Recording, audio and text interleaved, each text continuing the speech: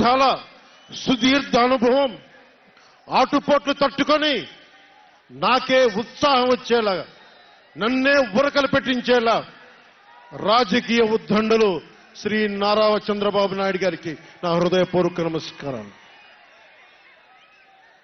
సోదరులు,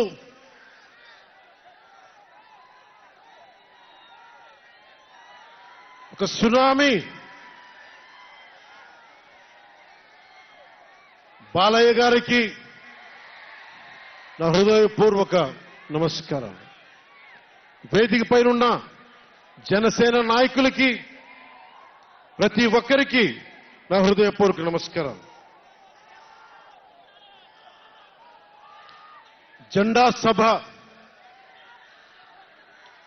సముద్రం ఒకటి కాళ్ల దగ్గర కూర్చొని మొరగదు, తుఫాను గొంతు చిత్తం అనడం ఎరగదు, పర్వతం ఎవరికి వంగి సలాం చెయ్యదు.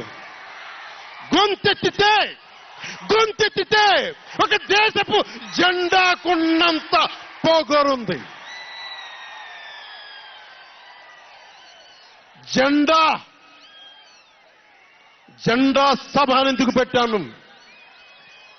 మీరు మోసే తెలుగుదేశం జెండా కానీ, జనసేన జెండా కానీ మన పోరాటానికి స్ఫూర్తిది, మన విజయానికి స్ఫూర్తిది.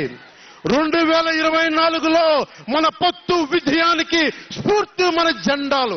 అందుకే ఇది జెండా సభ పెట్టాం.